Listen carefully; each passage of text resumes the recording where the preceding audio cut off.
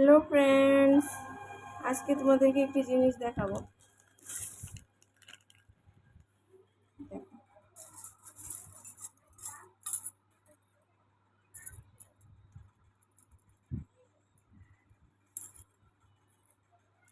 এক জোড়া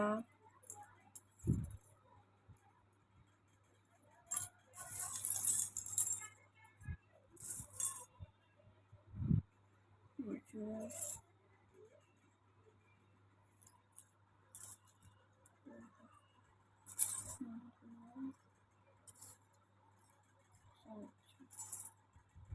এক জোড়া, দু জোড়া, তিন জোড়া, চার জোড়া, পাঁচ জোড়া,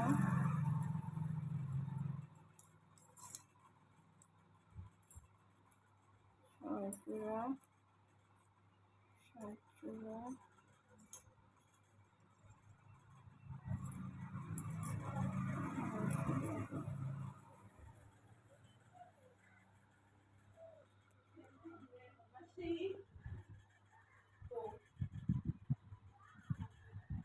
এগুলা দিয়ে কি করবো জানো? এইগুলা হলো কাল সর্পদোষের জন্য এগুলা দিয়ে পূজা করা হবে, তাই বানিয়ে নিয়ে এসেছি, তাই তোমাদের কাছে শেয়ার করলাম। কাল সর্পদোষে এগুলা এক জোড়া নদীতে বিসর্জন করা হয়, আর এক জোড়া দিয়ে পুজো দেওয়া হয়। মানে পুজো দেওয়ার পরে এক জোড়া নদীতে বিসর্জন করা হবে, আর এক জোড়া মন্দিরে রাখা হবে। তো আমাদের চারজনের পূজা হবে, তো চারজনের জন্য 8 জোড়া বানিয়ে নিয়ে আসলাম, তো তোমাদের সাথে শেয়ার করলাম যে কাল সর্পদোষ কীভাবে নিবারণ করা যায়। ঠিক আছে,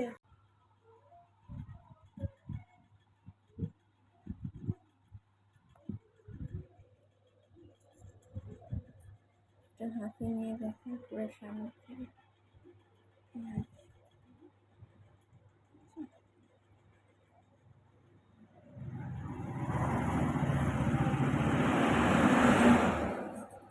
কারো যদি কাল সর্পদোষ থাকে তাহলে এরকম তামার নাক বানিয়ে পুজো দিয়ে কোনো শিব মন্দিরে পুজো দিয়ে তারপর এক জোড়া মন্দিরে রেখে দিতে হয়, আর এক জোড়া নদীতে ভাসিয়ে দিতে হয়।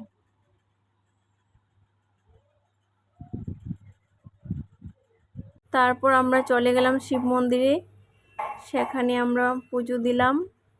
পুজো দেওয়ার পর সেখানে আট আট জোড়া ছিল, তো 8 জোড়ার মধ্যে 4 জোড়া আমরা মন্দিরে রেখে বাকি 4 জোড়া নিয়ে আমরা চলে গেলাম নদীর দিকে, নদীতে ভাসাবো বলে।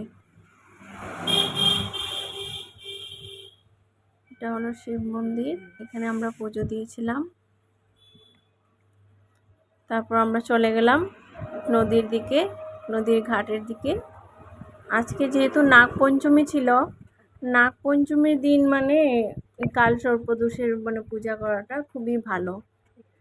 তো সেদিনকার কাল সর্পদোষের পূজা করলে মানে কাল সর্পদোষ থেকে মুক্তি পাওয়া যায়। মানে সর্প বিসর্জনই বলে আর কি। সর্প যদি নদীতে ভাসানো হয়, কেউ কেউ রূপোর বানিয়েও ভাসায়, সেটাও পারা যায়। তো এরকম পুজো করে যদি নদীতে ভাসানো হয় আজকের দিনটাতে, মানে নাগপঞ্চমীর দিন, তবে খুবই ভালো, কাল সর্পদোষ থেকে মুক্তি পাওয়া যায়। তো আজকে যেহেতু নাগপঞ্চমী ছিল, তাই আমরা আজকের দিনটাতে মানে ভাসালাম।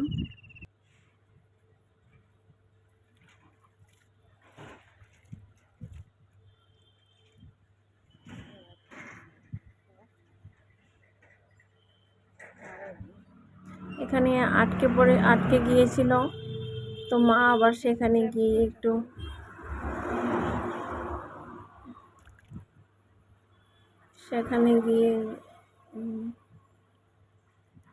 আবার ভাসিয়ে দিল।